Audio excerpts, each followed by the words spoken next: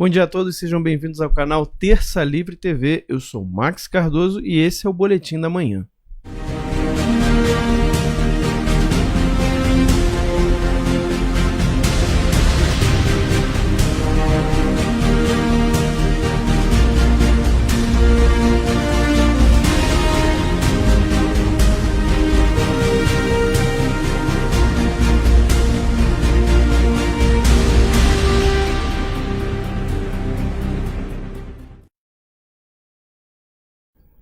Isso aí, pessoal, estamos começando mais um Boletim da Manhã, hoje dia 1º de julho de 2020. Como sempre a gente pede para você dar aquele like aqui embaixo, para que a gente possa ter mais relevância no YouTube e também que você possa compartilhar o link dessa transmissão para que mais pessoas possam conhecer o nosso canal.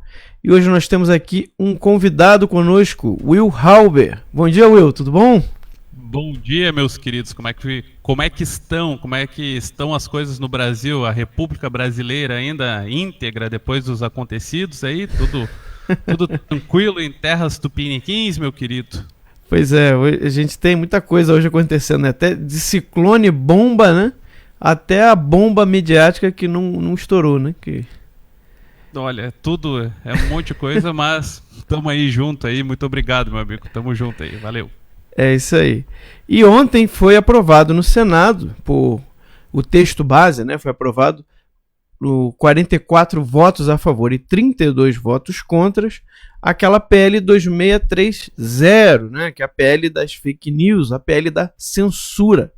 E o presidente Jair Bolsonaro respondeu a apoiadores hoje no Palácio da Alvorada pela manhã sobre essa votação e falou o seguinte, falou em veto, caso seja aprovada na Câmara dos Deputados, caso a PL seja aprovada. Lembrando sempre que todo projeto de lei ele tem esse caminho, né? Ele começa ou no Senado ou na Câmara.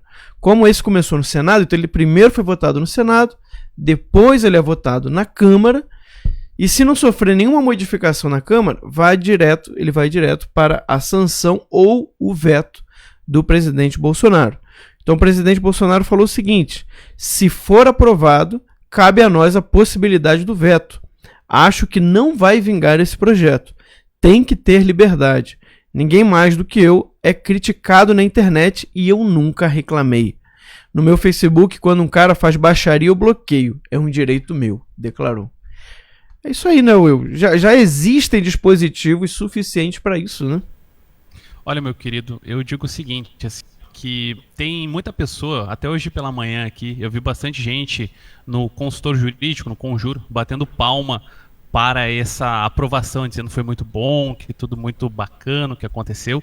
Porém, tem um detalhe, a maioria das coisas que as pessoas fazem na internet vai acabar se adequando naquilo ali. Exato. Teve um cidadão, que eu estava até respondendo agora há pouco, ele me colocou um monte de links e a própria timeline dele é enquadrado em vários artigos daquilo lá. Ou seja, eles estão alimentando um monstro de um modo, achando que isso vai coibir nós, né, que somos os propagadores, conforme a esquerda e a mídia fala, que nós somos os propagadores das fake news, eles estão pensando que isso vai coibir a gente, quando na verdade vai servir para coibir todo mundo. Esse mesmo cidadão aí, por exemplo, ele tinha uma publicação que ele estava fazendo uma crítica a vários parlamentares que deram apoio a Michel Temer. Eu olhei bastante a timeline dele e tudo mais, e eu digo o seguinte, só aquela publicação dele, que era uma foto, e tinha, acho, uns 25 nomes, uma quantidade bem grande de parlamentares, já traria um problema gigantesco para esse cara aí.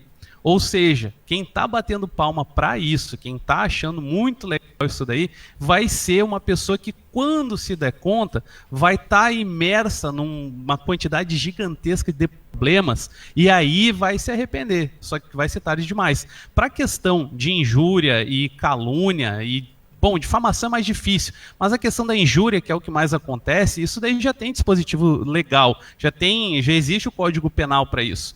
Isso é possível que qualquer pessoa que seja injuriada, desde que não responda, é lógico, né? Porque quando tu responde, tu se defende, teve a retorção imediata, certo? Desde que aconteça apenas a injúria, pode ir lá e entrar com o processo, lógico. A maioria dos casos vai chegar na mão do juiz, o juiz vai dar risada, vai falar, oh, pelo amor de Deus, isso é briga de internet. Isso daí não tem o menor fundamento. Porém, existe a possibilidade. Agora, criando esse regramento aí, meu amigo, pelo que eu li até hoje, desde que se começou a questão toda envolvendo essa lei nova e tudo mais, o PL que foi aprovado no Senado, isso daí parece que é só na China que tem algo parecido. Nem na China chega a ter uma situação semelhante a desse projeto de lei aí, meu caro. Então, é complicado o que tá vindo aí. É bem complicado. Exatamente. Porque aqui o grande problema, e é o que as pessoas às vezes não se dão conta, é que isso aqui te coloca na mão do juiz, né? Ou seja, se o juiz achar que a sua fala é um discurso de ódio, né? Houve aí uma intenção de produzir a fake news, que é uma coisa que nem está definida muito bem, que também é uma estratégia, né? Porque quando você não define algo muito bem, então você pode colocar qualquer coisa naquilo ali. Né? Como algo não está claro, então qualquer coisa você pode considerar aquilo, porque não existe uma definição concreta e fechada do que é exatamente fake news. É calúnia? É difamação? É ofensa? Mas isso já existe. Tipificação. Então, para que criar uma nova tipificação? Né? Mas por que eles querem transformar isso em crimes mais graves, exatamente para você poder ir e perseguir e criminalizar a opinião. Ou seja, você vai ficar na mão dessas pessoas. E aí é aquilo. Hoje eles estão indo contra os conservadores. Mas amanhã eles podem ir contra toda a imprensa. Qualquer um da imprensa, qualquer pessoa pode ser enquadrada nisso aí. Por quê? Porque não existe um critério claro, né? Isso pode ser usado como arma política, né?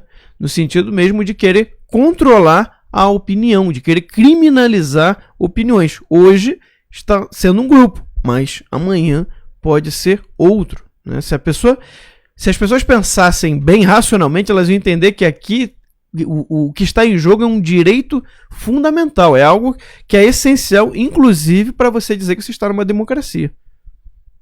E o que acontece também, meu amigo? Acontece assim, ó. Saiu uma pesquisa do Datafolha, acho que tem uns 2 dias, vocês devem ter visto, falando sobre a questão de que as fake news prejudicam a democracia e tudo mais. O que é isso daí? Eles querem colocar eles querem ter controle sobre a opinião pública.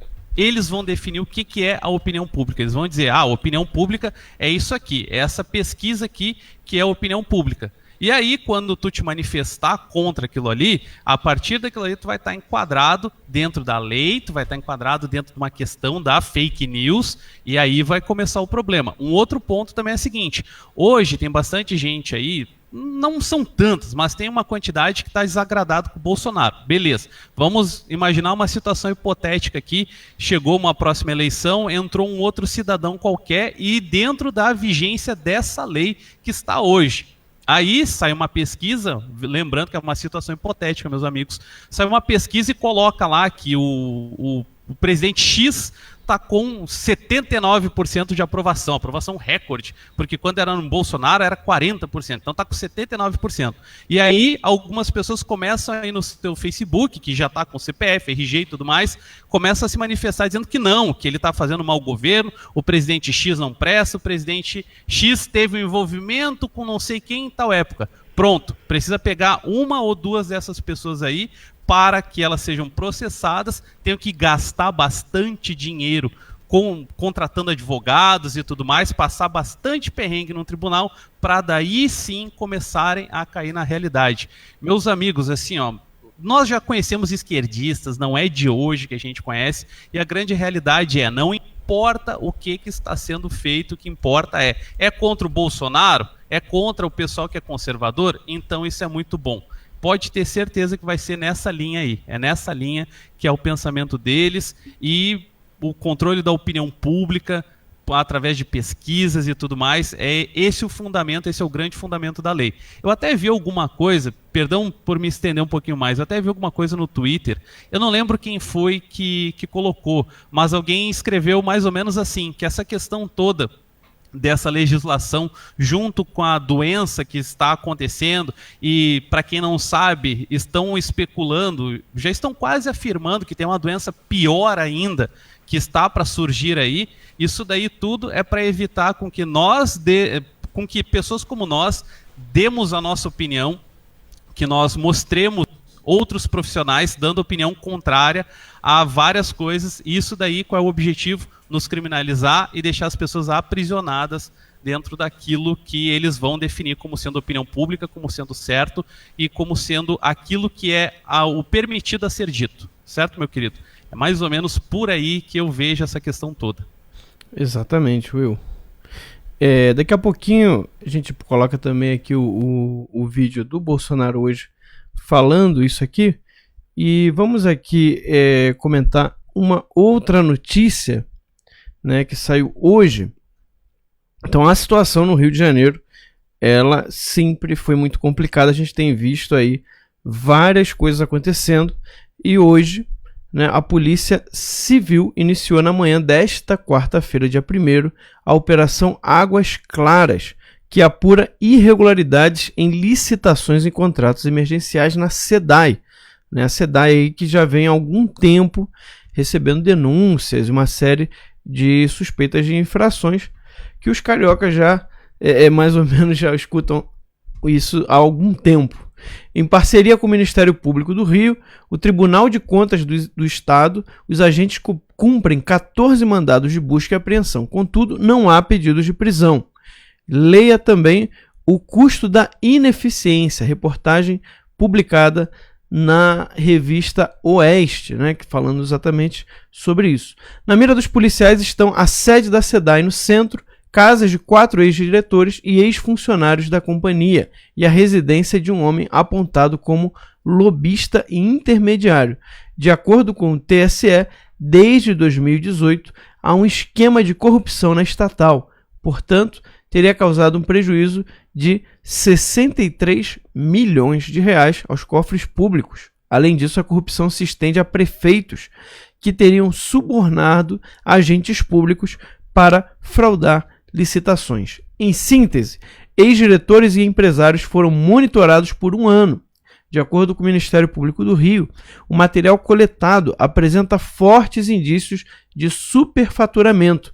Há também uso de informações privilegiadas passadas por servidores públicos. Através de senhas pessoais, eles acessavam o sistema da estatal e alertavam empresários acerca do andamento de processos de dispensa de licitação. Assim sendo, os executivos podiam agir junto aos diretores da SEDAI para conseguir as obras. De acordo com a Justiça, o possível pagamento de propina que ocorria de 3 formas: benefícios como aluguéis de carros, uso de cartões corporativos e, em alguns casos, inclusive pagamentos em espécie. Né? Então, a SEDAI ela já vem há algum tempo aí com todas essas suspeitas e várias denúncias. No Rio de Janeiro aumentou muito nos últimos anos o custo, né, da água. E para você ter uma ideia, eu lá no Rio, em muitos lugares, inclusive onde meus pais moram, né, onde eu cresci, no bairro de Bangu, você tem